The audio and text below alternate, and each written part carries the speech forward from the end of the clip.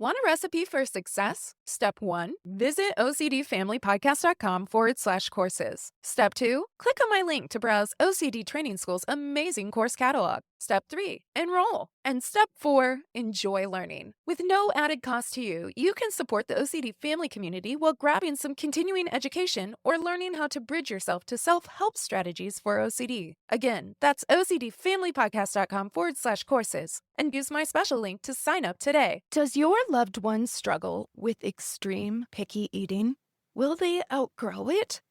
Is this just attention-seeking behavior or an effort to control or manipulate? Do you always have to prepare a separate meal just for them because they won't eat anything else? And you've tried. Will they eventually get hungry enough to eat what you made? Are meal times or even looking at your loved one stressful at this point because you're worried? Have their growth charts been pointed out as a concern by their doctor? Have they stopped growing, menstruating? If you've asked yourself one or more of these questions, you're in the right place. Because today, we're diving into a lesser understood but incredibly important topic: Avoidant Restrictive Food Intake Disorder, or ARFID.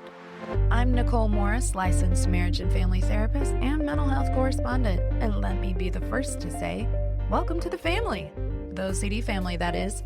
I am here to create a community of support for family members, spouses, partners, parents, adult children, as there may be adult words, and chosen family of OCD sufferers and their community. I've had over 22 years of experience in the mental health field, but please note that this information does not qualify or substitute as a diagnostic evaluation, therapy, or treatment, and it is presented on an as-is basis. Please follow up with a qualified mental health provider in your area regarding concerns for yourself or loved ones. Thank you for joining us today.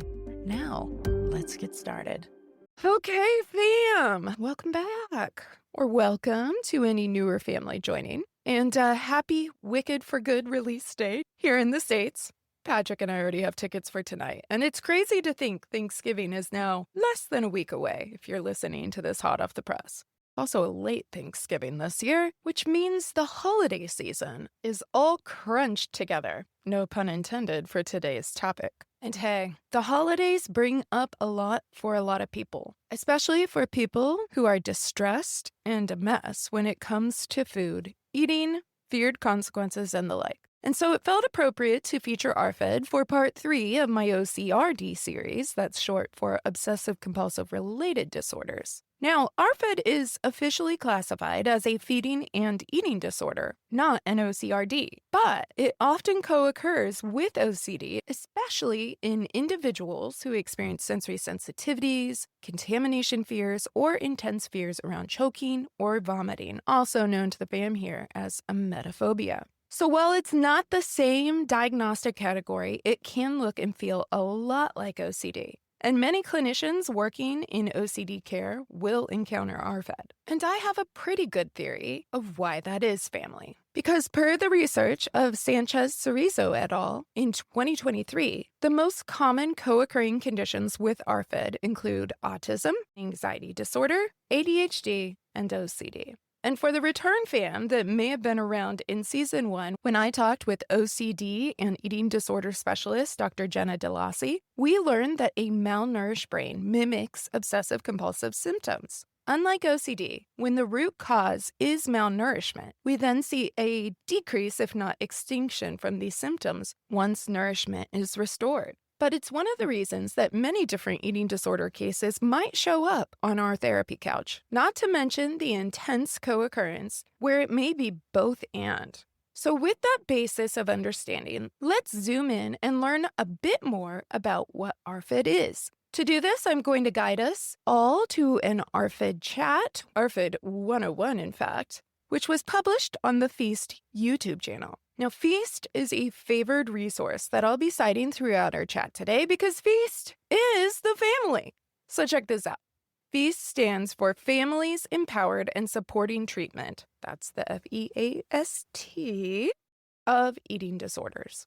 And it's an international organization that is comprised of parents, caregivers, lived experience warriors, and they have so many great resources, information, and you can learn more about evidence-based treatment or emerging research. It's awesome. And hey, I'm not ashamed to admit it's been a great support even for my family, as we have encountered ARFID firsthand. So, the OCD family community is to OCD and OCRDs what FEAST is for the eating disorder community. So, I'll have all the deets cited over on this episode's blog, as well as the video we're going to be listening to a couple excerpts from today. All right, so without further ado, let's hear from Dr. Sarah Ravin describe what ARFID is. ARFID is an acronym for Avoidant Restrictive Food Intake Disorder. ARFID is characterized by a pattern of limited or restricted eating, which is associated with a variety of either social, emotional, medical, nutritional, or developmental consequences. The person's reason for restricting their food intake can vary. So for some individuals, the food restriction has to do with sensory sensitivity, maybe disliking or being averse to a variety of different textures or tastes or smells of food. For other individuals, they seem to just not really have much of a biological drive to eat. They don't seem to get much pleasure from eating. They may not have hunger cues or may not be able to respond to them the way that other people do. And yet for others, it may be a fear of the negative consequences of eating. So for example, a fear of vomiting after eating, a fear of choking on food, a fear of having severe abdominal pain, a fear of an allergic reaction, or something of that nature. So what ARFID is not is it is not something that is related to body image, drive for thinness, or fear of weight gain. So we very rarely see body image distortion with ARFID.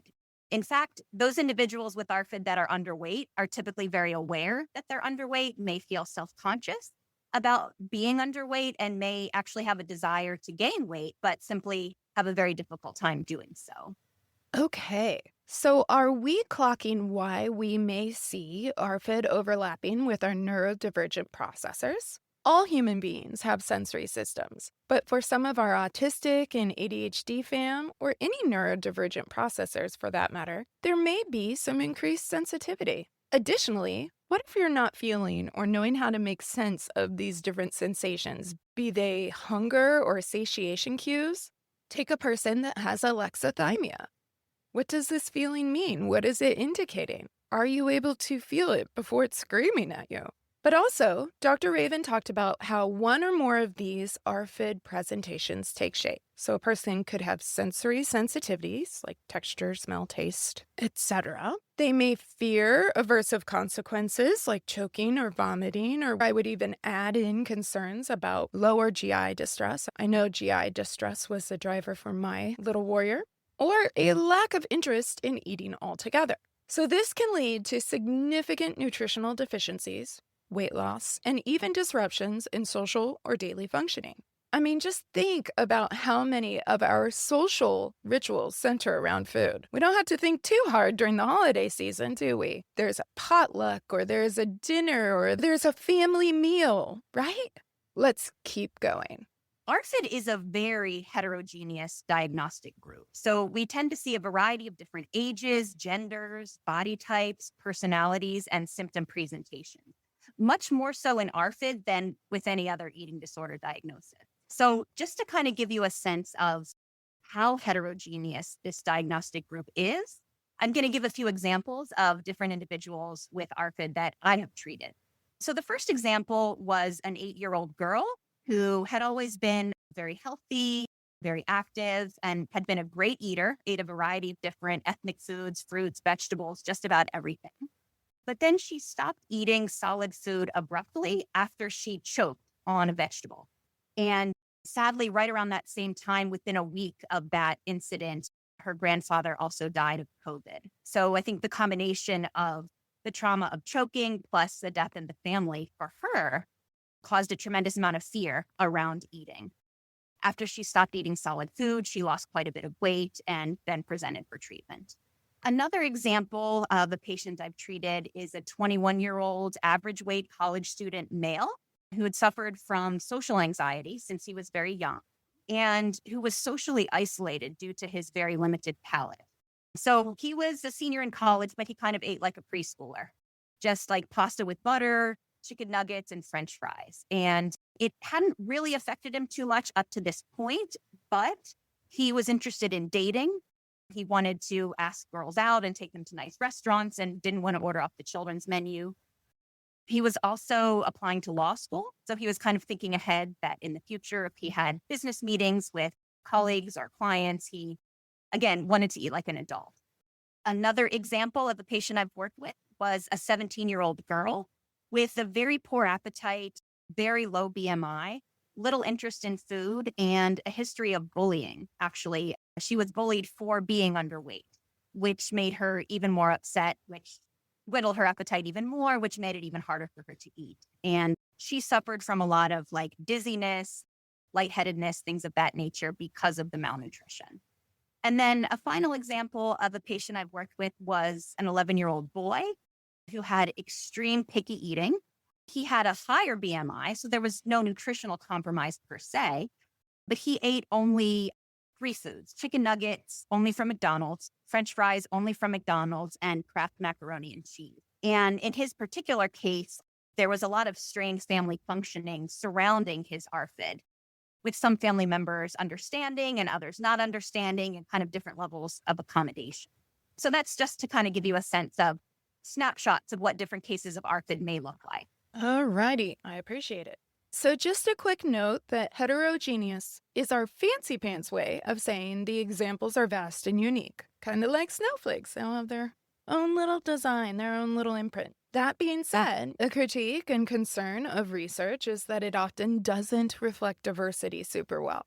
And as is the case with many mental health and medical disorders, while the researchers are working on it, and they are, there's a long road to go. All right, so hopefully those case examples help give you an idea of both how ARFID can present and why it's disruptive. Additionally, you heard Dr. Ravin mention pickiness, and while I want to keep and remain the focus on ARFID itself, let me just give you a quick few key differences between picky eating and ARFID. First of all, picky eating is usually mild, or it doesn't get to the point of affecting growth, nutrition, or daily life. ARFID, in most cases, leads to weight loss, nutritional deficiencies, or social interference. In that last patient example, Dr. Ravin mentioned someone that did have a normal BMI. And this reminds me of a point relevant not only to ARFID, but all eating disorders. It is a myth that having an eating disorder means you're underweight. Eating disorders, and even disordered eating more broadly, does not have a size requirement. And while it may be obvious that for the health and safety of the client, of your loved one, of the patient, we want to have that healthy BMI, that one data point does not a diagnosis make. We have to look at the whole picture. Additionally, we look at the level of fear or distress that is experienced when we have maybe even a quote-unquote extreme picky eater versus ARFID. Picky eaters may dislike certain foods, but that doesn't mean they can't tolerate those foods in small exposures. ARFID, on the other hand, involves intense anxiety or even disgust, and even thinking about the food alone can trigger panic or avoidance. And the last quick note I'll make is there is persistence over time. Picky eating tends to improve with age. I mean, how often have we heard this? Oh, I hated this as a kid. I love it now. ARFID is chronic, and without intervention, it absolutely could worsen. So if you've ever had a friend or family member say to you about your loved one, just give them time. They'll eat eventually when they get hungry enough. Yeah, that line. That's a no-go with ARFID. You know what happens when an ARFID eater doesn't eat? Maybe you start having to boost nutrition with literal boosts or ensures. Maybe you have to go into the emergency room and get fed nutrition directly. Or, in the most extreme of examples, you may even need to have a feeding tube put in. And I don't say that to scare or alarm anyone, but folks saying, just wait, they'll get hungry enough eventually, their privilege is showing. Because these kids, these adults, it doesn't work like that. And in fact, putting that pressure and stress is really just shooting yourself in the foot because you are amplifying the noise and distress around this panic and fear that already exists. And hey, I've been there. I get it. I think people are well-intentioned or they're like, gosh, in my day and age, we didn't have this silly problem. Well, this silly problem wasn't your problem, was it? But it's not so silly, and it's very distressing when you or your loved one is dealing with ARFID. Okay, so with that little side quest of explanation, which needed to be said because if I had $1 for every time, I'd be doing well, y'all. But now we're going to listen to Dr. Ravin overview 3 different ARFID subtypes. I want to talk a little bit about 3 different subtypes of ARFID. So we have the aversive subtype, the avoidant subtype, and the restrictive subtype. These subtypes are not mutually exclusive. So it's actually pretty common for a patient to have symptoms from 2 or even 3 of these different subtypes. So the aversive subtype, these individuals are often normal eaters, maybe even great eaters before the onset of the ARFID. The onset tends to be very sudden and tends to be triggered by some sort of trauma or extremely stressful experience surrounding food. So, for example, the individual may choke or vomit or have a severe allergic reaction and then becomes very afraid of the food or the situations that are related to that particular trauma, or in some cases, of all food. And the person may either experience the food related trauma themselves, or perhaps they witness a sibling, a family member, or a classmate who chokes or vomits on food. And then it's kind of like a vicarious trauma after that. All right, my OCD crew, you might be thinking, wait a minute, doesn't that sound a lot like OCD? And maybe a sprinkle or two of emetophobia, that fear of vomiting in there? I like that curiosity, fam, and I'll explore this a bit more later. But for now, it's helpful to note that OCD is incredibly opportunistic. So it could take an issue, like a person gagging on a certain food texture, into excess and say, yo, if you eat this, you could die. Because remember how you gagged that one time? Or for our EMET warriors, what if it makes you throw up? Think about that. They're like every day of my life. Okay, let's keep going.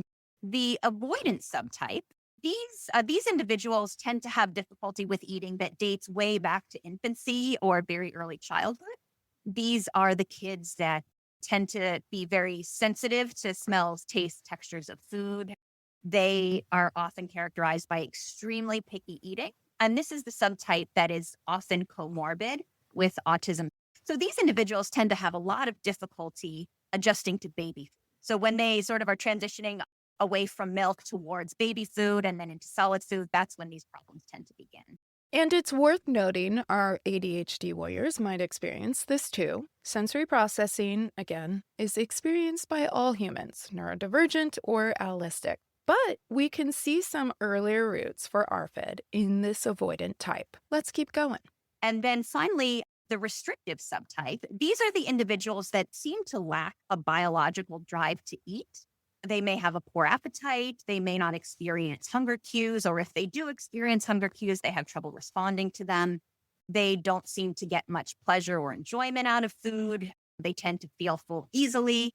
Food tends to be more of a chore or something that they dread or just that they have to get done rather than something that they look forward to. Oftentimes, parents of kids with this subtype say that when the child was a baby, they had to set an alarm for every 2 or 3 hours to remind the child to eat, which, as any parent knows, most babies come with their own alarm and they let us know when they're hungry. But for these kids, they don't come with their own internal alarm system. So oftentimes, parents have to be the ones that start feeding them mechanically, even from a very, very young age. Yeah, good points. And also, I'll say again, some of this we can see happen at earlier ages, but I can think of someone in my extended family who absolutely has this restrictive subtype. And partly because of things that are happening and changing neurologically for them, it has just really eliminated those hunger cues and affected energy and all sorts of things. And so you really have to be like, did you eat? You need to eat. We are eating now. But there isn't an internal drive or motivation to do so. Also, it's worth noting that restrictive subtype can also be common enough for our alexithymic warriors, as we mentioned earlier, and that makes sense. In fact, back during the pandemic, I remember one of my families got sick. One with a very healthy appetite, no disordered eating, but they lost their taste temporarily when they got their first and thankfully only bout of COVID. And I recall them articulating how depressed they felt about food during that time. It went from this really joyful experience or expression or outlet to something that just felt pointless or useless. Because in their words, what good is food if you can't even taste it? Why take the time, effort, or waste the macros if you don't feel any different and you can't even enjoy it? Now, while that's not the same as having persistent disordered eating, such as we do within ARFID, it did give that person an insightful window into how motivating and reinforcing that sense data is. All right, moving on. I want to talk a little bit now about formulation or how we conceptualize ARFID. And this formulation is particularly for the avoidant and restrictive subtypes. So, as with other types of eating disorders and really all psychiatric disorders and other medical conditions, these individuals tend to come with a biological predisposition that makes them more likely or more vulnerable to developing ARFID. So, this biological predisposition almost always involves an anxious temperament and a hypersensitivity to body sensations. So these individuals are very, very in tune with how their body feels, almost to a fault. All right, family, anxiety sensitivity has entered the chat. Sometimes these individuals have extreme sensory sensitivity. They tend to have a lot of cognitive rigidity, like they must do things a certain way. So sometimes there can be some autism spectrum traits there and or some OCD type traits. And then for the individuals with the restrictive subtype, there's often that lack of hedonic drive, meaning they don't get pleasure or enjoyment from food or other physical sensations that most people do enjoy. So from that biological predisposition spring a lot of negative feelings, negative thoughts, and negative beliefs about the consequences of eating. So, for example, typical emotions that may come up for someone with ARFID might be disgust, fear, or suspicion when they're faced with food. So in some people, the disgust, fear, or suspicion is of any new foods, anything outside of their list of safe foods. And for some people, it may be all foods that bring up feelings of disgust or suspicion. Negative thoughts, feelings, and beliefs, you say? Family, any guesses on what kind of treatment protocols help with these sorts of struggles? Hold that thought. We'll see if you're right in just a bit. For those with the restrictive subtype, oftentimes there's apathy or indifference around food. It's just like staring at a plate of nuts and bolts. It's not something that appetizes or that seems appetizing or appealing to them at all. So with these negative emotions come a lot of thoughts and beliefs about eating food or what it might be like to eat a particular food. So for example, a thought might come up of, I won't like any new foods anyway, so I'm not even going to bother trying. So then from those negative beliefs and thoughts about food and about the consequences of eating comes food restriction. And the food restriction can take a variety of different forms. In some people, it's a very limited variety of foods. So these individuals may have, 4 or 5 safe foods and they eat nothing but that. In other individuals, it may be a limited quantity of foods. So perhaps they eat only until they're just, very, very slightly not hungry, but not until they're all the way full, especially for people who are afraid of vomiting or who are afraid of abdominal pain.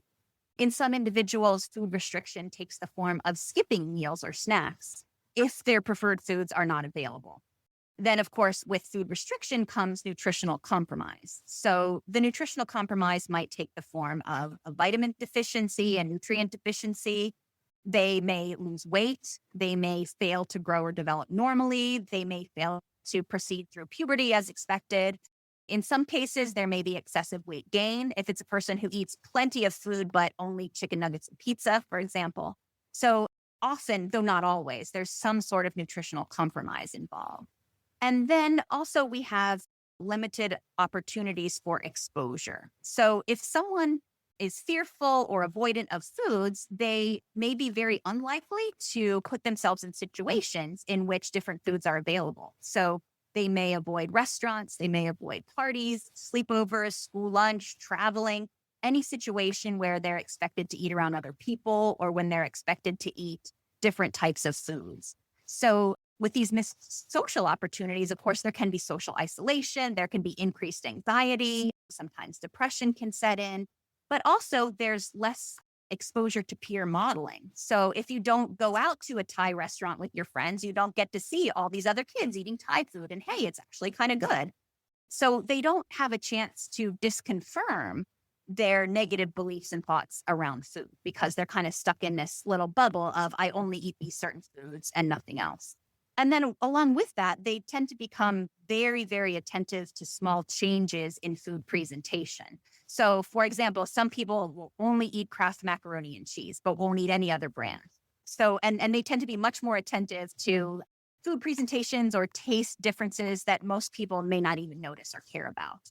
Family, this overview reminds me of one of my favorite guest chats that I've had here on the pod with Dr. Melissa Hunt. And it was about IBS and other GI related distress when it comes to OCD, ARFID, mental health, you name it. And as Dr. Ravin describes, the functional formation of ARFID, it echoes Dr. Hunt's sharing on the subject too.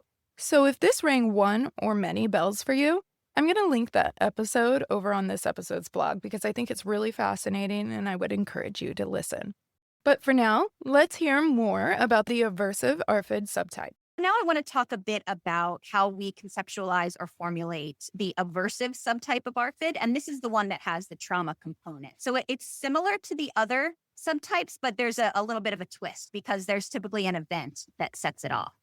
So with these individuals, yes, there's also a biological predisposition. These people tend to come with an anxious temperament, and they tend to be very, very sensitive to bodily sensations. So this hypersensitivity, these are often the types of kids that may experience panic attacks because they're so attuned to changes in their body, and then they become anxious about being anxious, etc.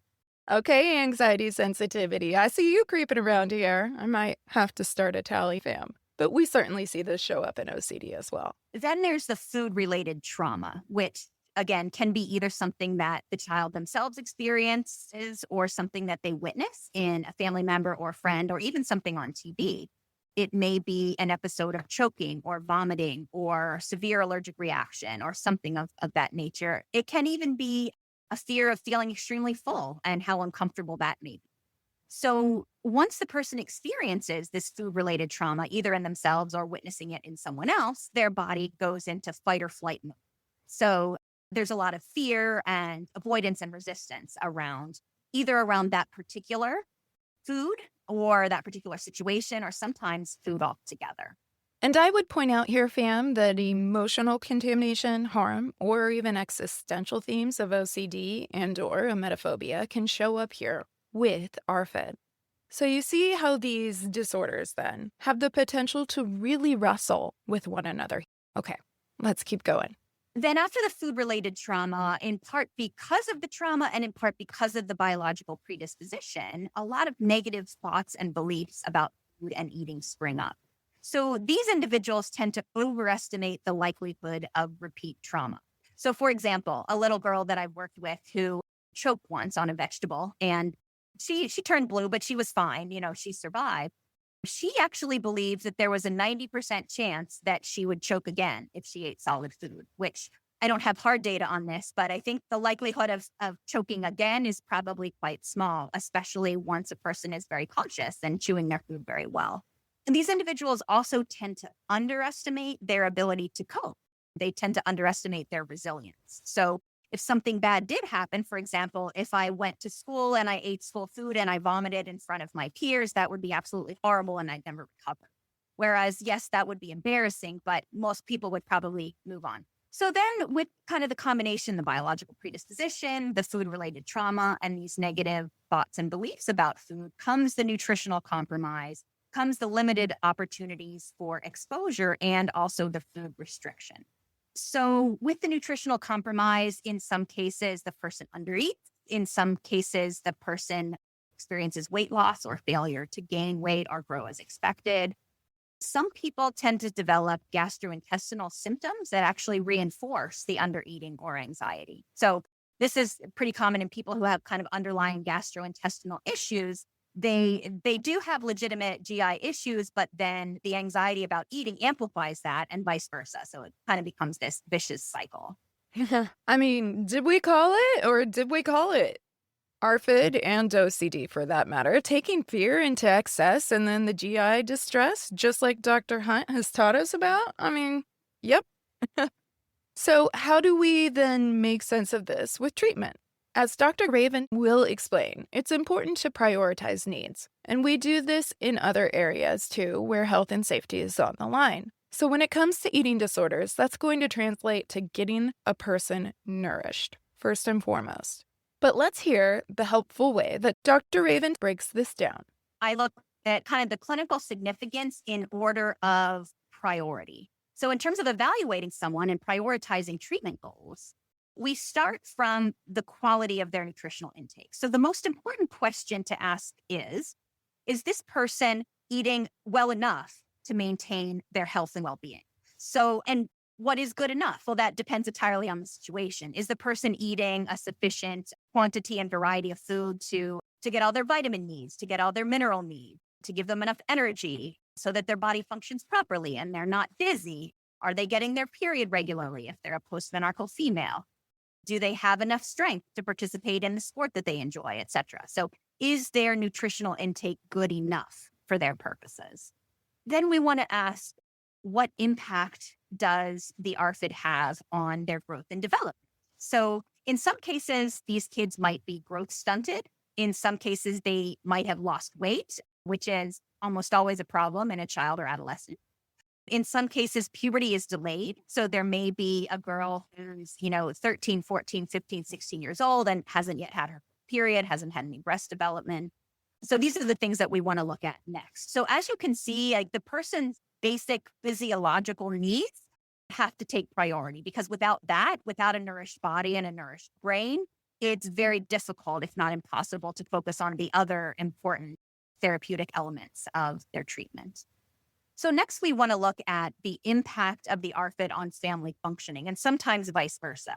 So it's pretty common for ARFID to cause conflict within a family. Oftentimes, parents have different ideas about how to manage the child's ARFID. Sometimes one parent believes there's a serious problem and the other doesn't. The other thinks it's a phase that they'll grow out of, etc. Who? Us, fam? Yeah. If you're listening to this episode as a family member or a lived experience ARFID warrior, you know this all too well. Let's keep going. In many cases, there's a lot of family accommodation. So the family may avoid restaurants, vacations, social gatherings, family reunions, etc., which of course causes the family to become more isolated and limits their contact with other individuals. Family accommodation. And all our OCD warriors also know these scenarios all too well. And then also, in some cases, other family issues may impact the child with ARFID. So, for example, if there's conflict between the parents or between a parent and sibling about something else, that may make it more challenging for the child with ARFID to eat sufficiently. Next, we want to look at the impact on social emotional functioning. So, is the individual able to do the things that most individuals their age do? So, for a child, can they go to school? Can they go to play dates with other kids? Can they participate in some sort of extracurricular activities? If it is a college student, can they attend class? Can they, go out to parties or social gatherings? Can they hold down a part-time job, etc.? And this would also be that D in disorder family, because how is this impacting your home, your work, school, social functioning? That's an important piece. Now, the classification of disorder has a bit more to it, but ultimately, this is why people seek help. They're like, this sucks, or this is scary. Or as a parent of an ARFID warrior myself, I can tell you, there is no greater fear than not being able to get your kid to eat. And you really eat a lot during a day. So you get to have this ongoing battle constantly, all day, every day. Or so it feels. And there's a real fear. Like, I don't want to end up in the hospital. All right, let's keep going. Next, we want to assess for any comorbid conditions. So with ARFID, we very often see a comorbid anxiety disorder.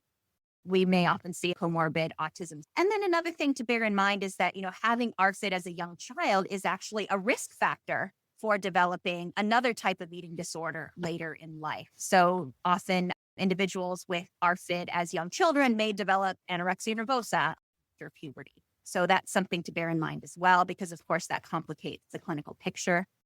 And of course, we'll add OCD here as well, because as we've already discussed, that overlap is high. And sometimes even what people conceptualize as the co-occurring anxiety disorder is actually OCD, where the distress manifests as anxiety. That's practitioner pickiness there, but I can tell you from the lived experience family side of it, you just know it sucks and you know anxiety is there. Call it, dress it up, whatever you want. It's a problem. And then finally, we want to look at the patient's subjective distress. So what is their quality of life? What bothers the patient about this issue? Do they believe they have a problem with food? And if so, why is it a problem? To what extent does it interfere with the life that they want to live? So the treatments for ARFID really are all, because this is a pretty new diagnostic category, this is all sort of in its infancy, but the treatments that exist are all adaptations of other treatments that have an evidence base for treating other eating disorders. Okay, so we're into treatments, and for anyone that was guessing a little bit ago, let's see if you were right. Time to check our work. So first we have cognitive behavioral therapy, or CBT. Uh huh. So CBT for children and young adolescents always involves family involvement. Family tends to play a very strong role in the CBT. It involves psychoeducation, both for the patient and for the parents, and a lot of self-monitoring, which can be done either by the patient if they're a teenager or an adult, or by the parents if it's a child or maybe a less cooperative adolescent. And the CBT tends to target the maintaining mechanism. So, what is it that is maintaining this eating disorder? The eating disorder is very often maintained by avoidance. So, avoiding particular foods, particular situations, that tends to perpetuate the symptoms. Undereating tends to kind of perpetuate itself. So, the less the person eats, the less they want to eat, and so on and so forth. And then a lot of the thoughts and beliefs around food also serve to maintain or perpetuate the eating disorder. And those are targeted in CBT as well. Next, we have family-based treatment, or FBT, which is the gold standard first line of defense for children and adolescents with anorexia nervosa as well as bulimia nervosa. So with an adaptation of FBT for ARFID, it actually looks quite similar to FBT for anorexia nervosa. We start by increasing the parent's urgency and mobilizing the parent's anxiety, which in the case of ARFID can often be harder than for anorexia nervosa. So in the case of a child with anorexia nervosa, very often they are a normal eater, a healthy person, growing normally. And then all of a sudden at age 13 or 14, they fall off their growth chart, they start restricting their food intake, they lose a lot of weight, etc. Whereas for a child with ARFID, they may have been suffering for, 10, 12 years prior to coming in for treatment. And so there's a lot of fatigue in the child and in the family of having dealt with this problem for so long. And also a sense of, well, my child's already made it to age 12 or 13 or 14 and they're still okay. So, so it can be harder to recognize the situation as a crisis with ARFID than it is for another type of eating disorder. Mm. Our OCD warriors can relate. Most people don't find out about having OCD for an average of 14 to 17 years. So by the time you're getting a diagnosis and proper evidence-based care, whether we're looking at OCD or ARFID in this case, these patterns and disorders are ingrained. So in FBT for ARFID, we work to empower the parents to take responsibility for helping the child meet their treatment goals. And initially in treatment in the first phase, the parents hold that responsibility. But later, as we get into phase 2 of FBT, the responsibility for meeting treatment goals is transferred back to the child or adolescent or young adult, whoever it may be. And then finally, in the third phase of FBT, we work to help the individual establish a healthy identity separate from the ARFID that they've typically been suffering for a very long time. Then finally, we have some medical interventions. In some cases, individuals with ARFID may need to be hospitalized for medical instability, either for bradycardia or hypotension or electrolyte imbalances, particularly if there's a lot of vomiting involved. Some individuals may need a feeding tube if they are not able to take in enough nutrients orally. That's fairly uncommon with ARFID, but it does happen. And then finally, there are some medications that are used with ARFID. Now, all of these medications are off-label. To my knowledge, there aren't any FDA-approved medications for ARFID, but doctors will often extrapolate and use medications that have been found effective for similar conditions.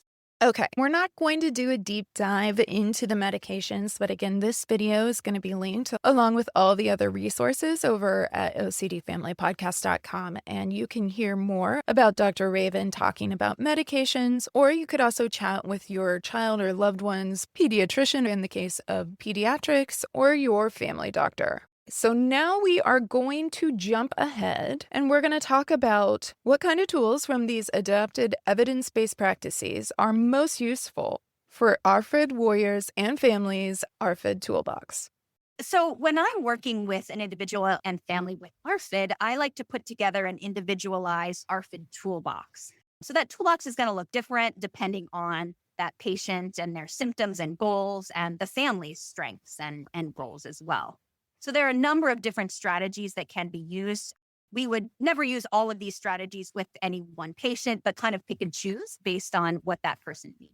So for individuals who are not consuming enough calories and or have not grown or gained weight as expected, we have a lot of different strategies for increasing caloric intake. So there are strategies such as using liquid nutrition, Ensure or Boost, high calorie shakes and smoothies are often used.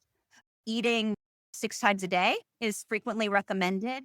Using supplements such as Benecalorie or Carnation Instant Breakfast, fortifying foods with oils and things of that nature, eating very nutrient dense foods to try to pack more calories and nutrients into a smaller volume. These are all things that, parents of kids with other types of eating disorders, such as anorexia nervosa, use frequently in their treatment as well. Sometimes we use a food hierarchy. So a hierarchy is a strategy that's used in a lot of different types of cognitive behavioral therapy for anxiety. Fear hierarchy? We have some exposure work entering the chat. So what we tend to do is we'll come up with a list of about 10 different foods that the individual wants to be able to conquer. And we'll rank those from most challenging to least challenging.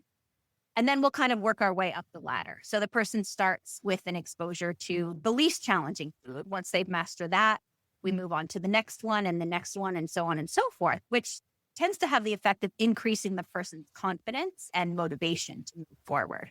Exposure therapy is another very common technique that's used in a lot of different types of CBT for anxiety disorders, PTSD, and OCD.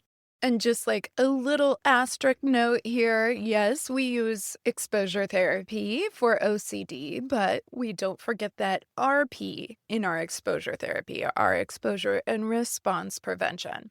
Exposure therapy for ARFID could take a few different forms. In some cases, it's exposure to feared foods or feared food situations, such as restaurants, parties, things of that nature.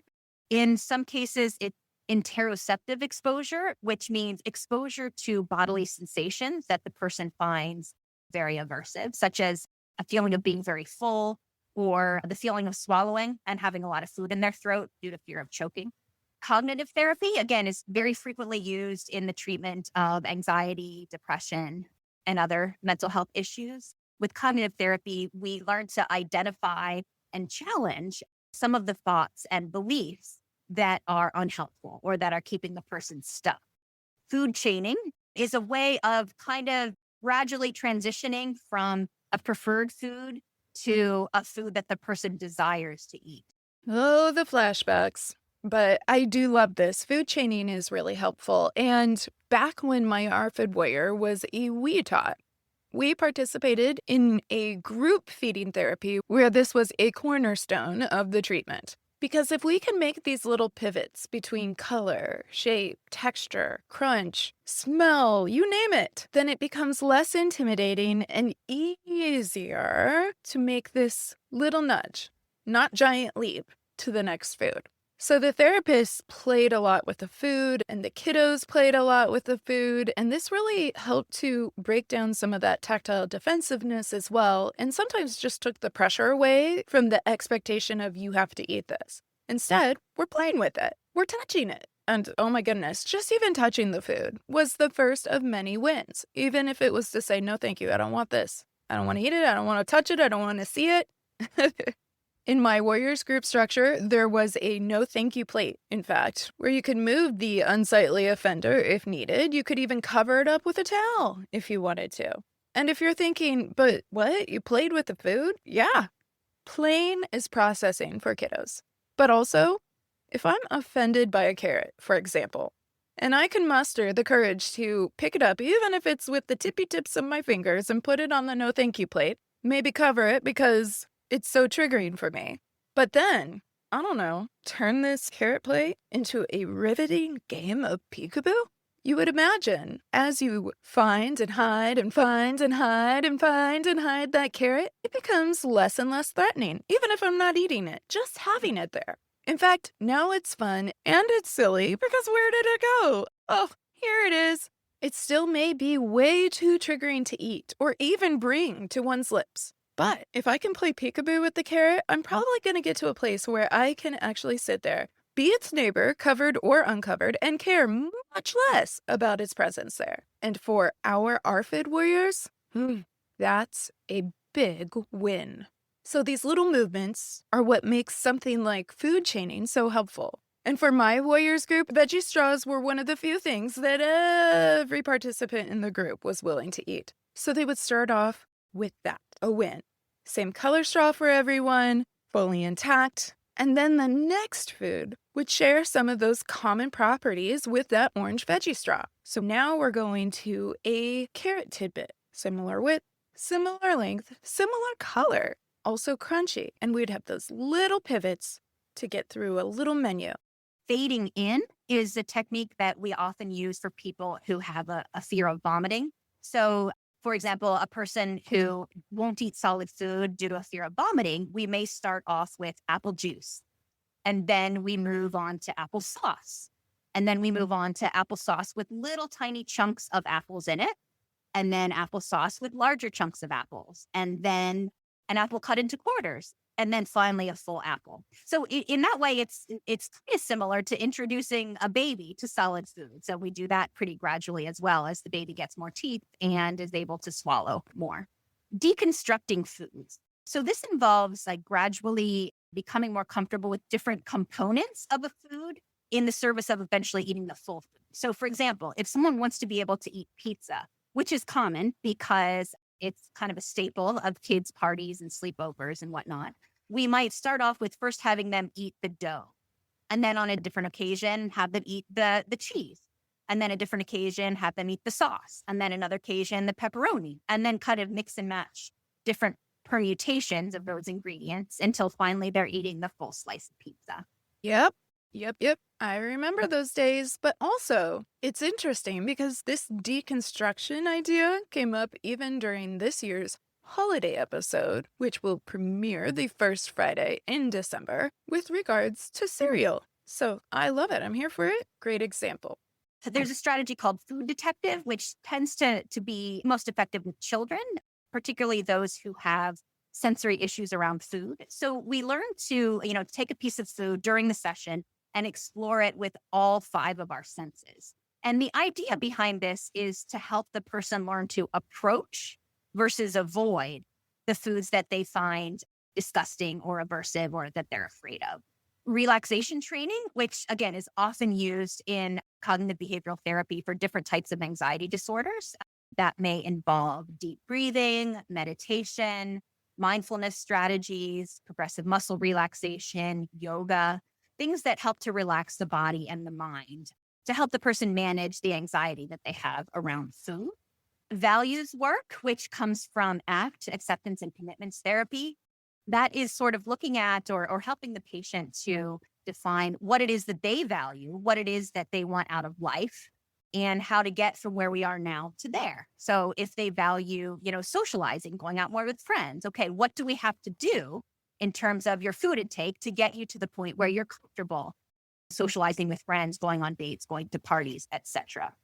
And then finally, as I've mentioned previously, there are some medications that can be used off-label, either to increase appetite, to reduce anxiety, to reduce obsessive compulsive symptoms, or cognitive rigidity. All right. I love it. It's such a great toolbox. And we're actually going to look at some of these examples of values work and ACT in action. See what I did there? In a little bit. But first, we're going to round out the end of our toolbox. We got just a couple more tools in our ARFID toolbox, and then we will look at a couple different examples. So how do we define recovery from ARFID? Well, recovery from ARFID looks different than recovery from anorexia nervosa, bulimia nervosa, or binge eating disorder. So with anorexia, bulimia, binge eating disorder, The goal tends to be to get the individual back to the person that they were before they developed that eating disorder, right? So with one of these other types of eating disorders, we're looking for full weight restoration, return to their historic growth curve for height and weight, moving through puberty normally, complete absence of binge purge symptoms, complete absence of food restriction, etc. So it's fairly clearly defined. We're looking back at the person that they were before developing the eating disorder and getting back to there. With ARFID, it's a lot more challenging because very often these individuals don't have a normal to go back to. They may have always been very, very picky. They may have always had sensory issues around food. So they may have always been very underweight. And so we don't always know where their body is meant to be. We don't necessarily have a healthy eater person in mind for them to go back to. So it's quite a bit different. How do we determine whether a person is recovered or in recovery? We want to see if their nutritional intake is good enough to sustain basic health. So are they getting enough calories, vitamins, nutrients, proteins, carbohydrates, fats, etc.? Are they growing and developing normally? Are they where they're meant to be in terms of height and weight? Again, it might be a guess where they're supposed to be, maybe based on the height and weight of their biological relatives, if it's a person who's always been very small for their age. We also want to make sure that they're progressing through puberty as expected if it's a person who's in early adolescence. We want to look for improvement in their social emotional health and in their family functioning as well. So is the family as a whole functioning well enough to support this person continued recovery? Have the issues within the family that have been exacerbated or caused by the ARFID been worked through and dealt with? And then finally, we want to look for a reduction in the patient's distress and an improvement in their quality of life. So does the patient subjectively say, yes, I feel better. I like my life now. I enjoy my social life. I'm able to do the things that I want to do. So recovery from ARFID may not ever mean being a quote unquote normal eater. Oftentimes these individuals are picky eaters for life, and that's okay. So a person can be a very picky eater, but still eat enough to maintain normal growth and good health. They can be a very picky eater and still participate in social events. So we want to get them to the point that they are eating well enough to meet their goals socially, emotionally, and physically, of course. I appreciate Dr. Ravin managing that expectation that you're not going to just go to quote unquote normal eating, but we want to be able to see nutritional needs are met, development is thriving, social emotional health, family functioning, their quality of life is better, their distress is down. They're going to be a picky eater. Okay. I think almost having that mindset that, yeah, it'll be picky, but it can be better than this. Yeah. So now we are going to switch gears to show some examples from an amazing pint-sized influencer who is facing her ARFID journey on her channel at My ARFID Life. And all of the clips that I'm going to feature and play from today are going to be linked over on the blog as well. But I just know you're going to fall in love with this girl, Hannah, and her bravery and how articulate she is, as well as Hannah's mom and this family's strength. So we'll start off with her mom, who is joined by Hannah as Hannah's mom describes how this process unfolded. Hi, I'm Hannah's mom, and we decided to give you guys a little bit of background about our family and also why we started this page. So, we are a family of 5. Hannah is the youngest of 3. She has 2 older brothers.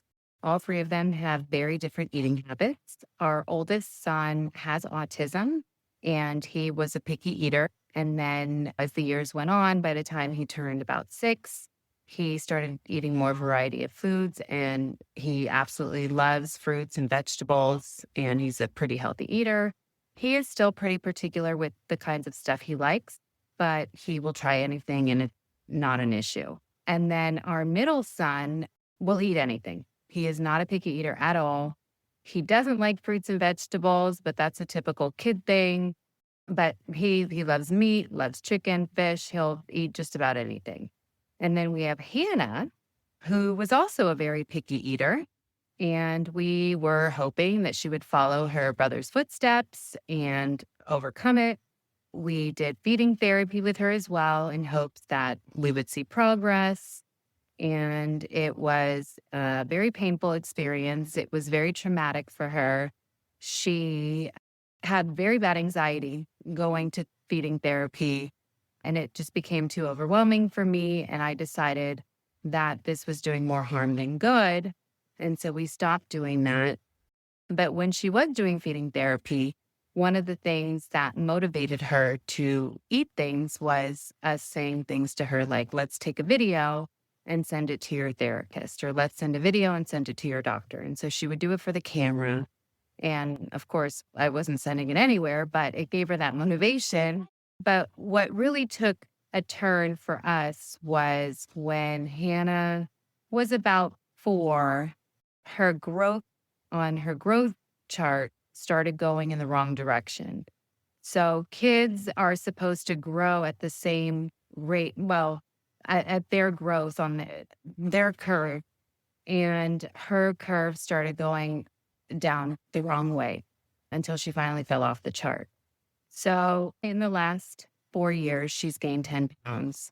Since we started this journey, she has gained 1 pound. So that is amazing news.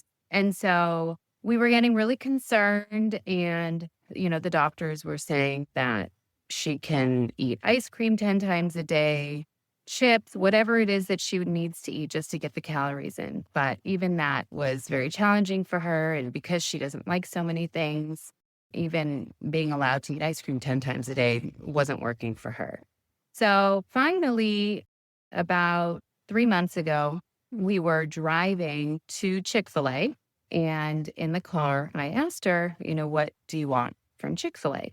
And all of a sudden, she started crying and started getting very upset, and finally opened up to us and said, every time you talk about food, it makes me really anxious.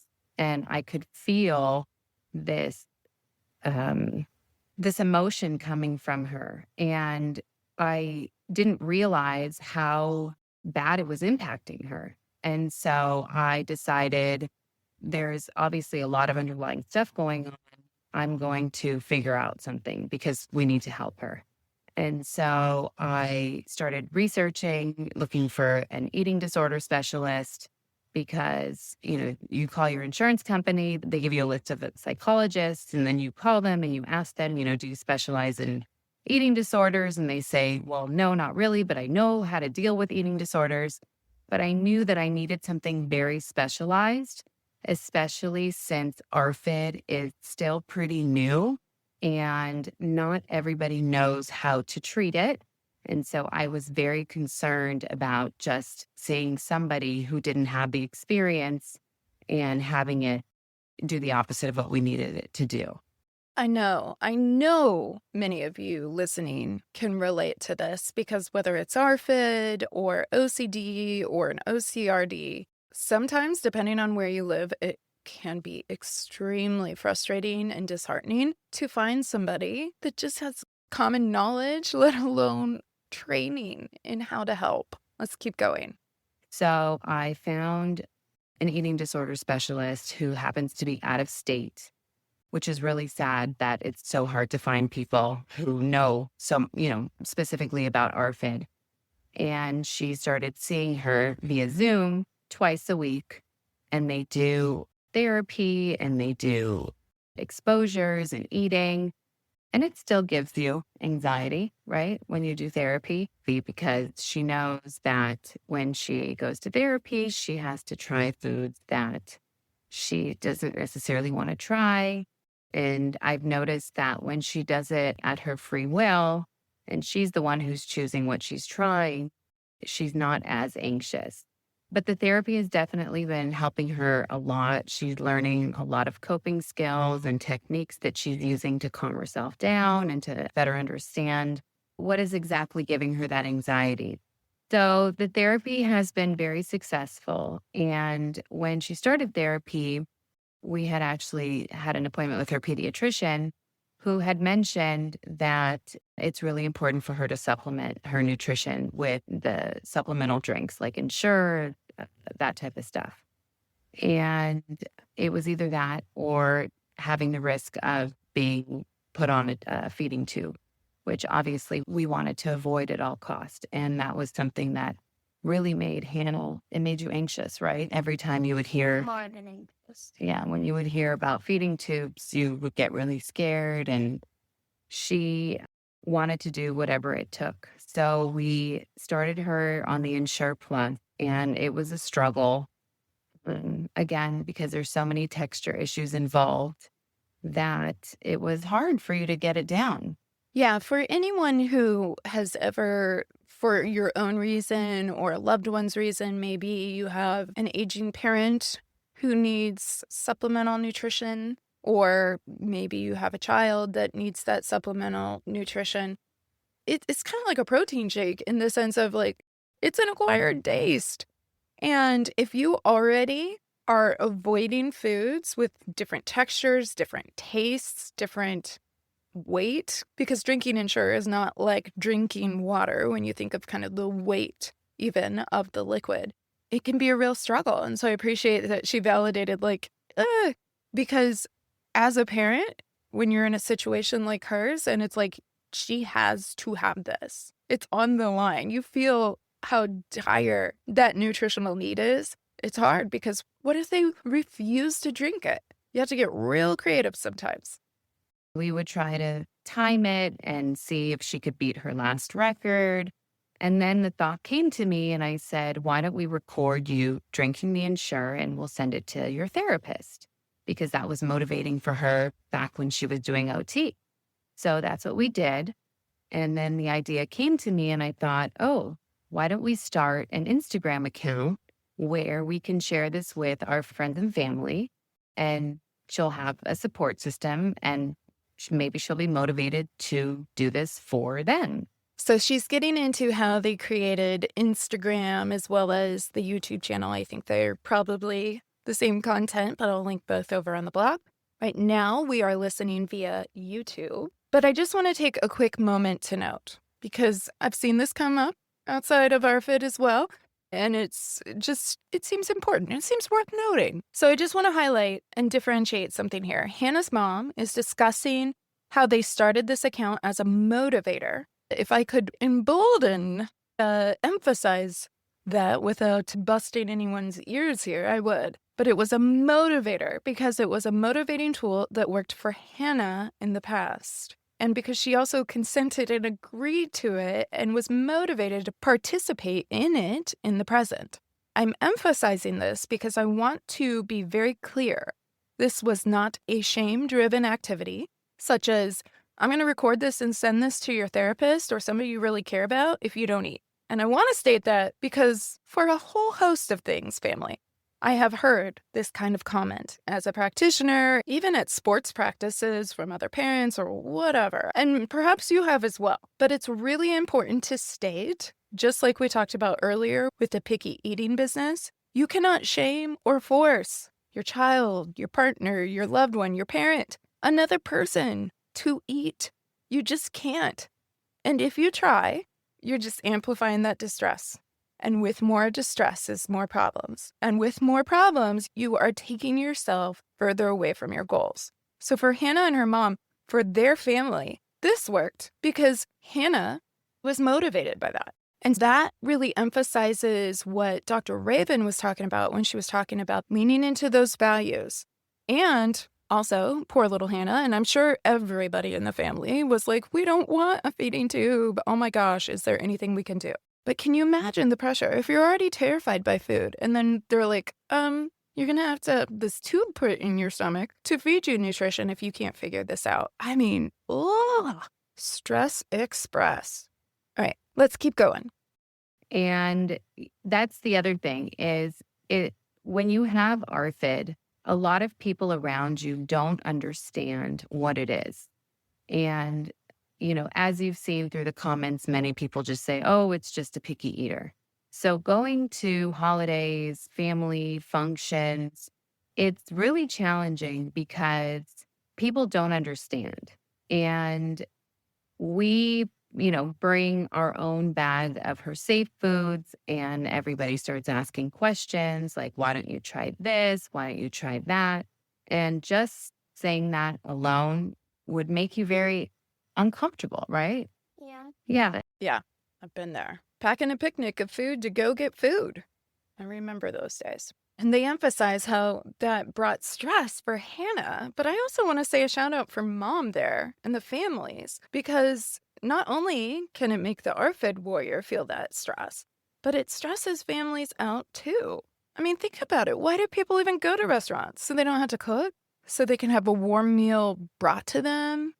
They can feed the family? It can take less time. It can be quick. It can be convenient. You don't have to do the dishes. Pick a thing. But when you have someone with ARFID and you're going to a restaurant with your packed picnic of safe foods that you gotta clean when you get home, it's not convenient. It's more stressful than it's worth even, in a lot of cases, or so it can feel. Because even though, again, as we've heard, exposure is important, when you're surviving in those trenches, and then you get what I have to believe, and I do believe actually, are mostly well-intentioned comments from the peanut gallery going, oh, have you tried this? Yeah, have you tried feeding them? Oh yeah, thanks. Thanks for your great idea. Have you tried it a different way?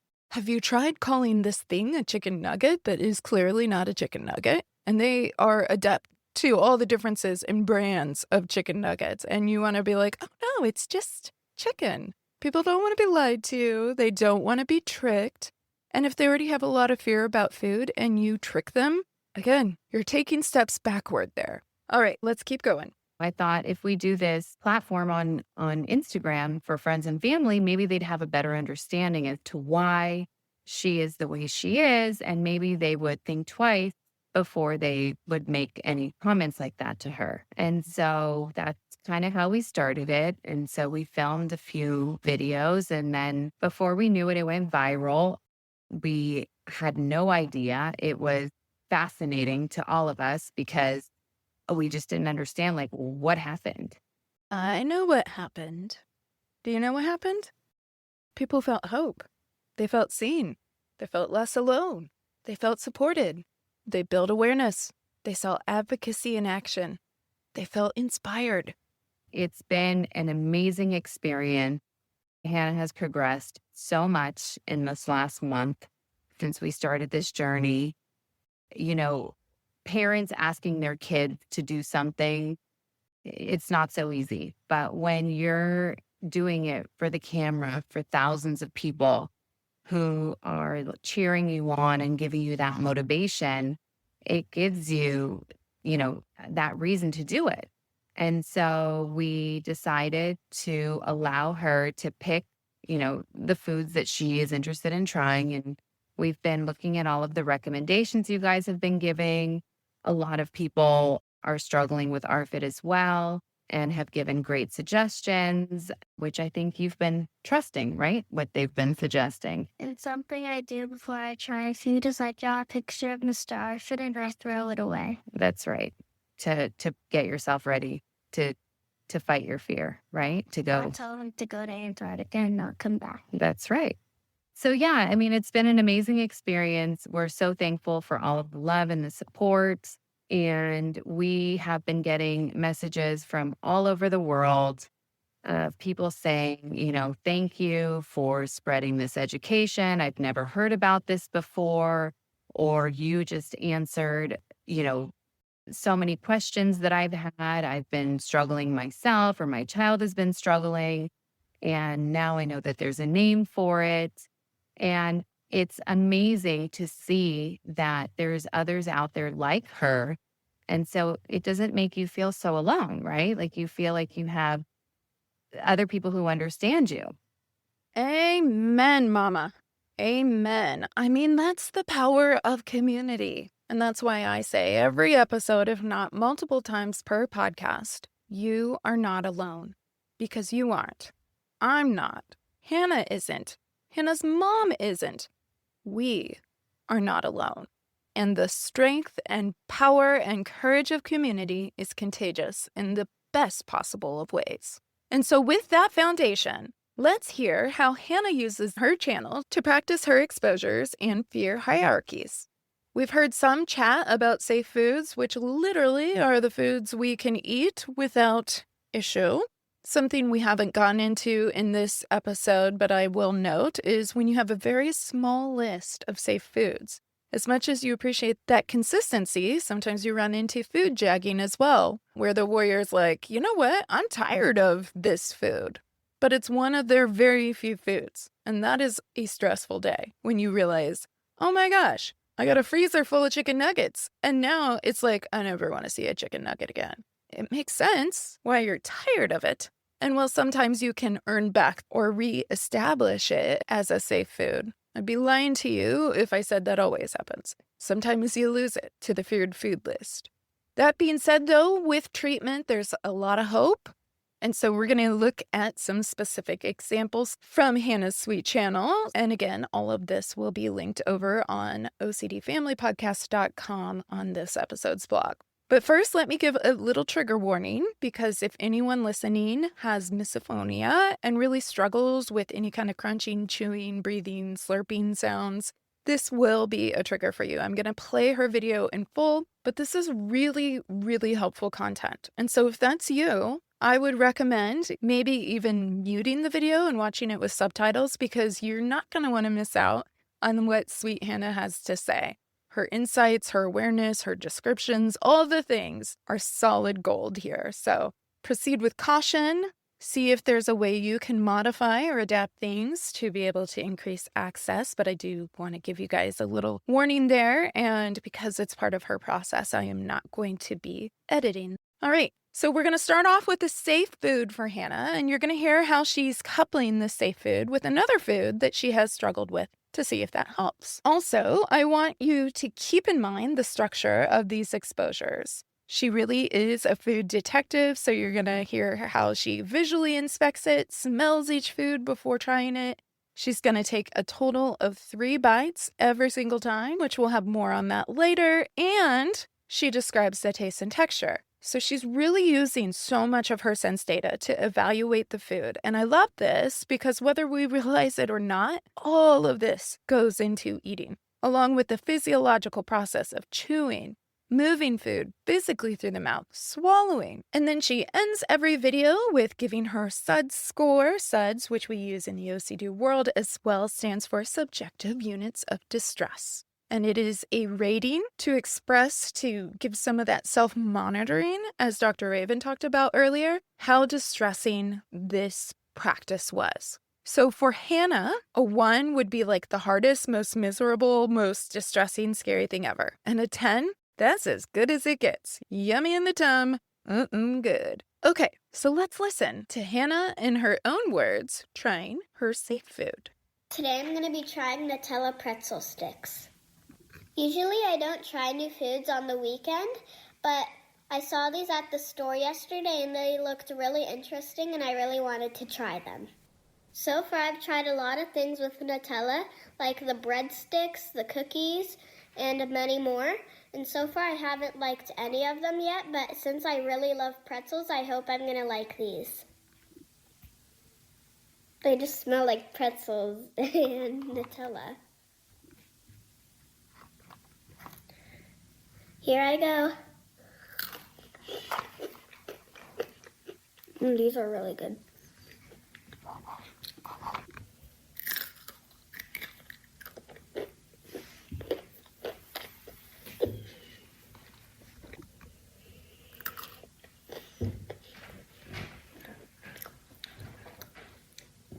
These are so good, I can't stop eating them. The flavor of salt mixed with Nutella is so good. The texture with the crunch and the creamy is so good. I rate these a 10 out of 10 and I'm adding them to my safe food list. My mom always jokes around and says that all my safe foods are foods that are really hard to find in the store. If you haven't tried these yet, I highly recommend them. Like and follow my ARFID journey to see me try new foods. Love it. All right. First off, get it, girl. Second off, Mom, I feel you. I stand in tribute. It is so tricky already feeding our ARFID warriors, and then at certain times, like the one thing they'll eat is really hard to get, or the store stops carrying them, or whatever the thing is, and you're like, I need this. But I love it. And Hannah, way to be working on the weekend. I love that. So she usually takes a break then. Again, I love that idea of really limiting. It's not like every single time is going to have to be an exposure. We need our breaks. But she was like, I am so motivated. And it was such a natural, pure motivation that she's like, you know what? I'm doing it. I'm doing it. These look good. I want to try it. And she was hopeful. She was excited, which is so, so awesome. But to top it off with a new safe food, so the pretzels were already safe. Now we have the addition of the Nutella. I mean, that's amazing. For perspective, family, I think I saw from grazing through Hannah's channel that she's in 3rd grade. Don't quote me on it, but I think 3rd grade was what she said. And 3rd graders are typically between 8 to 9 years old. So if we think about this, the guideline for those info sheets that you might get at a well child appointment for 8 to 9-year-olds say that kids between 8 and 9 years old should comfortably eat anywhere between 50 to 100 plus different foods across all categories, meaning fruits, veggies, grains, proteins, dairy, and snacks. But when we look at our research-based clinical measure, like the NIAS or the 9-item Avoidant Restrictive Food Intake Disorder screen, say that 5 times fast, we find that kids with ARFID may eat fewer than 10 to 15 safe foods total, with rigid preparation requirements or maybe only certain brands permitted. So it's not like all chicken nuggets, it was the McDonald's chicken nuggets. And you might think, but a chicken nugget is a chicken nugget. Nay. There are different textures, crunch, flavor, density, spices, the chewiness of the chicken, 100% white meat versus a blend, potential sogginess of the breading. All of this and so much more are highly impactful for the eater, even if they feel pretty similar to you. So I love that Hannah actually enjoyed Nutella for the first time.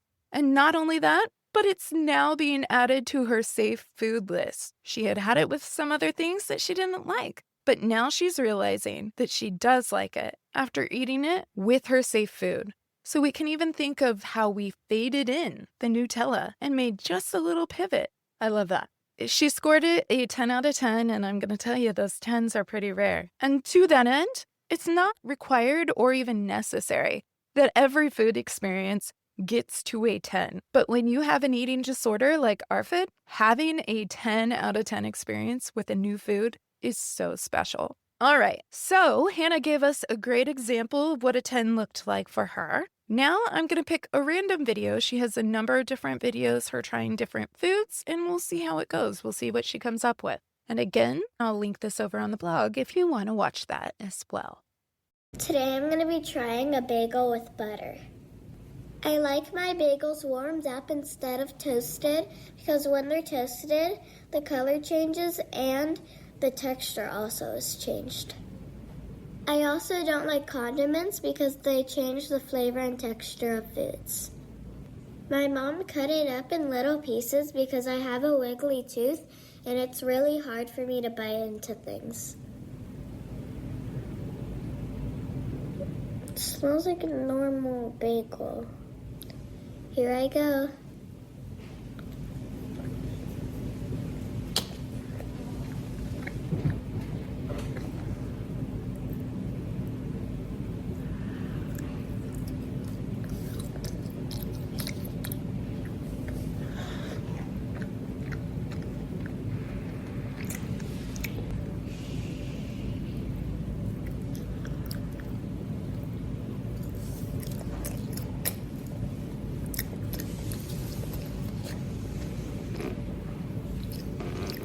It's not something that I like, but it's also not something that I don't like. But the thing that I don't like is the butter on my fingers, and the thing that I like is it has a lot of flavor still, and it's not dry. I rate this a 6 out of 10. I think I still prefer my bagels plain without butter. Like and follow my ARFID journey to see me try new foods. All right. So I like how she described the color and the texture changes depending on how the bagel is eaten or prepared, as well as the feel and even say the butter residue on her hands. All of this data is being absorbed when she's eating. So she's helping to break it down, and she's doing it so mindfully. And this helps, fam, because it can create then that cognitive feedback loop. When we are able to slow down the process and pump the brakes to recognize what we liked, what we hated, and everything in between, it helps to reinforce the learning in the brain. So what can Hannah learn from this experience? Well, she might like the flavor, all right, and she likes the bagel not being so dry. But that buttery feeling on her hands? Not her favorite. So maybe next time, if she's interested in trying this again, she could use utensils like a fork and a knife to keep that greasy texture of the butter from getting on her. Or maybe she thinks, you know what? I like it when the bagel has a little more flavor and isn't so dry with a condiment, but that butter felt too greasy. So maybe next time I can try a different condiment and see if I like it. When we think back to the first exposure example, we heard that that worked well for her when it came to the Nutella. She had tried Nutella with other pairings and it wasn't her thing. She didn't give up on it. She continued to try it in different ways. But once she tried it with the pretzel sticks, the combo was a 10 out of 10. So that cognitive feedback loop was really, really helpful because she was able to determine here were some of the good things and here are the things I didn't like. And now we can make these little pivots to try an approach again. I love it. And that's why a lot of us OCD practitioners will also pair this kind of cognitive feedback skill with something like ERP exposures because there's a treasure trove of learning available with each practice we try. Okay, so now we're going to go to our third and final example with Sweet Hannah regarding a feared food. Today I'm going to be trying sweet peas. I've tried snow peas and sugar snap peas, and I really didn't like both of them. So today I decided I was going to try sweet peas without the pod. Oh, it smells like a chunk of grass with dirt. Here I go.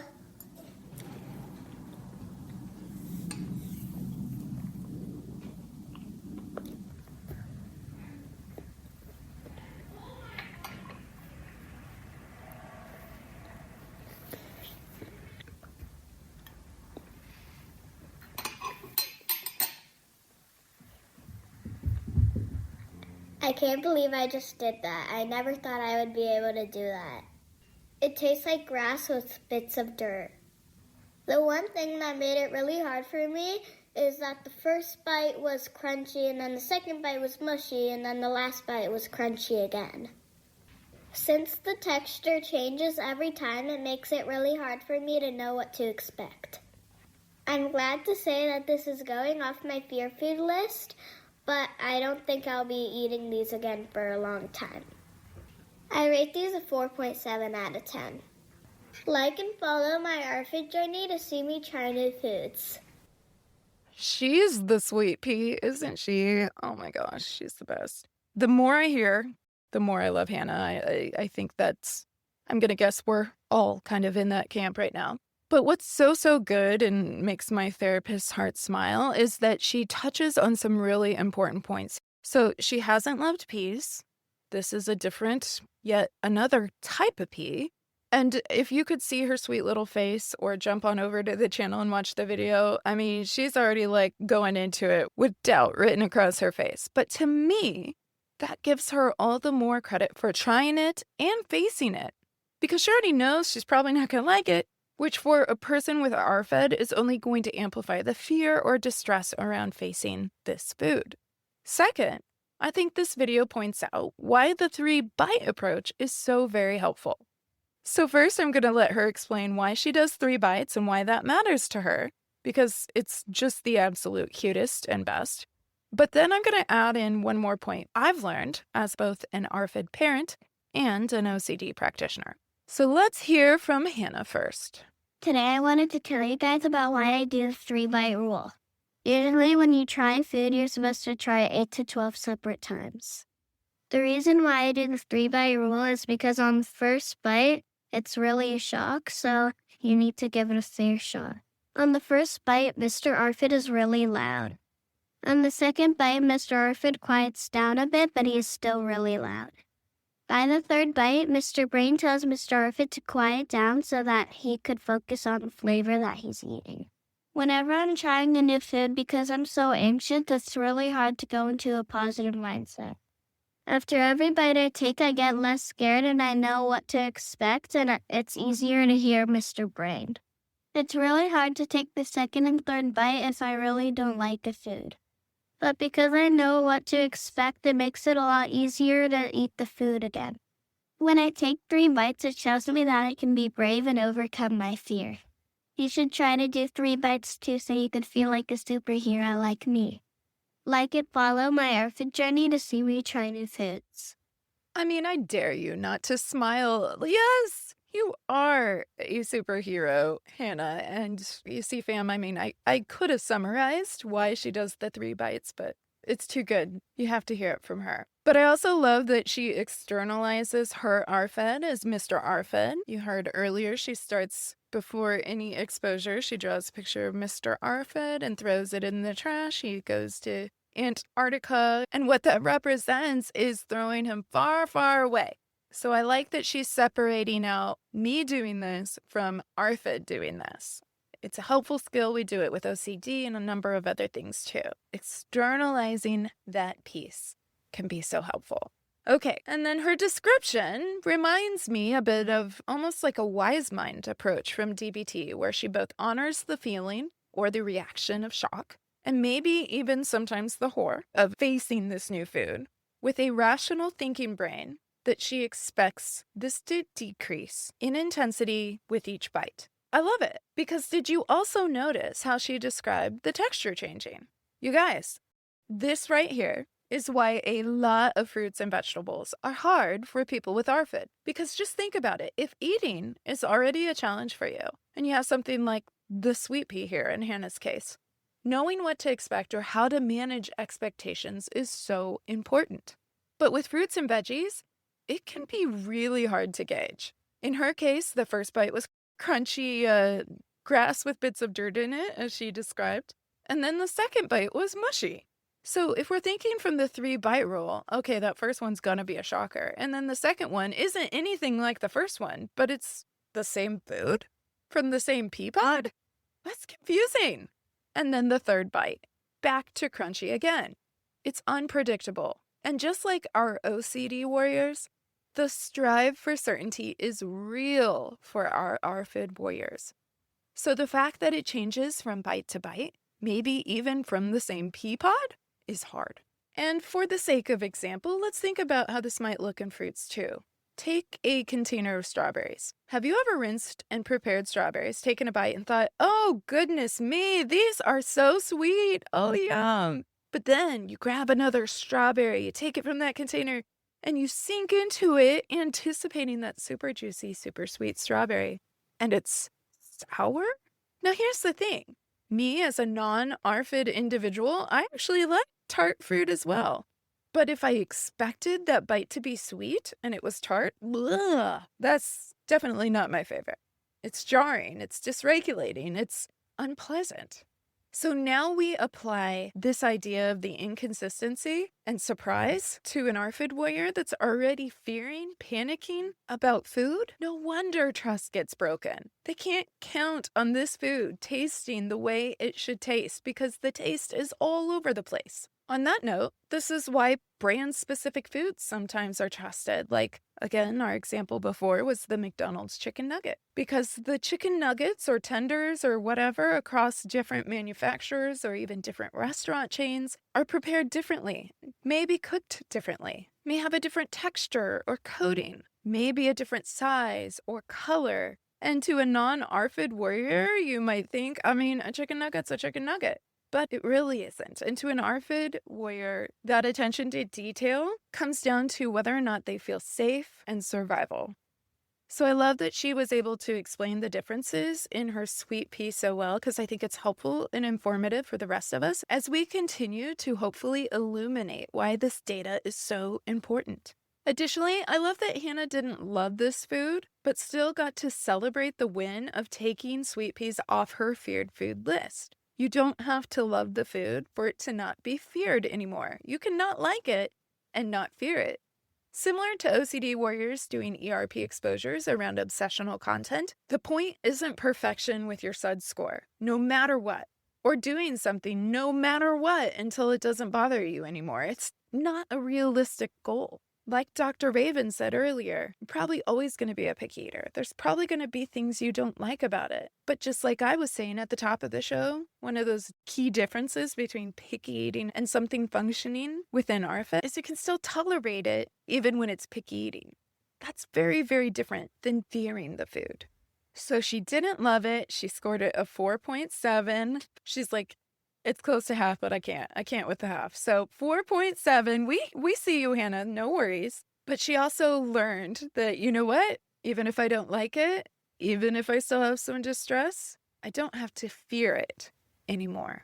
And now she feels some industry and autonomy, and she can have a choice. She can opt out and say, oh, I don't want that. No, thank you. I don't need to try it. Instead of going, I could never, right? So good work, Hannah. You absolutely should be proud of yourself. I think I can speak for us all when I say we are proud of you too. You did a great job. Intrusive thoughts. All right, fam. So as we wrap up these examples and our learning about ARFID, I typically try to dedicate some time at the end of each episode in my intrusive thought segment to figure out a practical application of how we can apply what we learned today into something useful for us. And for this, I'm going to turn back one more time to sweet little Hannah and her sweet courage because I couldn't say it better myself. So listen up. Today I wanted to talk about the importance of getting uncomfortable to be comfortable. Everyone prefers to stay in their comfort zone because in their comfort zone they feel safe and they know what to expect. It's always easier to do things that we know and are comfortable with because it won't bring us any anxiety in trying something new. But if we don't do things that are hard and uncomfortable, we're missing out on a bunch of opportunities that can help us learn and grow. Imagine yourself at a sleepover at your best friend's house. What if they don't have an extra mattress or an extra bed for you to sleep on? You would have to bring a sleeping bag and sleep on the floor. You're going to be pretty uncomfortable at first, but then if you stay in that position for a long time, then you're going to get very comfortable and you will fall asleep. When I started this journey, I was really uncomfortable with trying new foods, but now every day I'm getting more and more comfortable with trying new foods because I'm doing it over and over again. I'm learning that the more I face my fears of trying new foods, the less scared I am to do it. Last year I did a speech on Georgia O'Keeffe, and I wanted to share with you guys one of my favorite quotes by her. I've been absolutely terrified every moment of my life, and I've never let it keep me from doing a single thing that I wanted to do. Like and follow my ARFID journey to see me try new foods. It's so good. Hannah! My gosh. There is so much freedom available in getting comfortable with being uncomfortable. It's not fun, but being able to face that unlocks new learning and new possibilities. So whether you have OCD, ARFID, another OCRD, you and your loved ones, you know how small our worlds can get and shrink. That's when you start missing out on those sleepovers, or those restaurants, or the travel, or going any place that doesn't have a working kitchen. Holidays become distressing when a disorder becomes the governing authority over our lives. But there is hope, fam. And facing the distress in service of your values, maybe a sleepover in Hannah's case, or that date for Dr. Raven's client, or maybe even being able to have that business lunch and land that well-deserved promotion because you weren't too afraid to face the plate in front of you. There is freedom in getting comfortable with being uncomfortable. So thank you, fam, for joining us as we learned about ARFID. And again, I'm going to link Feast as well as Hannah's YouTube channel and Instagram account, all the resources and details, research, etc. that we've discussed in this episode over at ocdfamilypodcast.com. But I'm wishing you all well, family, as we go into the holidays and I welcome you to come back next week too, because we are having a special return guest in Dr. Anthony Pinto, and he is bringing some special guests with him as well, as we raise more awareness and hope for OCPD warriors and families. Because just like Hannah taught us, just like her mom taught us, just like our warriors teach us, we are better together. Thank you for joining me and our OCD family community. If you enjoyed what you heard today, please like and subscribe to the OCD Family Podcast wherever you enjoy your podcasts. Did you find this content helpful? Please consider leaving a review. The more people that know they're not alone, the better. For more information regarding today's podcast, please visit OCDFamilyPodcast.com and remember to join the email list while you're there. It will provide you with the most up-to-date information, resources, and the down low on the family chatter. Oh yeah, nothing says family like taking a page from Hannah Lea and spreading hope for all to see. That's right, I went there. And you can too at OCDFamilyPodcast.com. Hey practitioners, if you're looking to deepen your understanding of obsessive-compulsive related disorders, check out the OCD Training School's amazing course catalog on emetophobia, what to do when you have co-occurring eating disorders and OCD, and process-based therapy for BFRBs, plus tons of OCD trainings and self-help courses. Add that many of the trainings are APA, ASWB, and NBCCCE eligible with both live and on-demand options. I mean, say less. So head on over to OCDFamilyPodcast.com/courses to learn more. Because when you use my special link, you will be supporting the pod at no extra cost to you. So let's get to learning, family, because we are better together.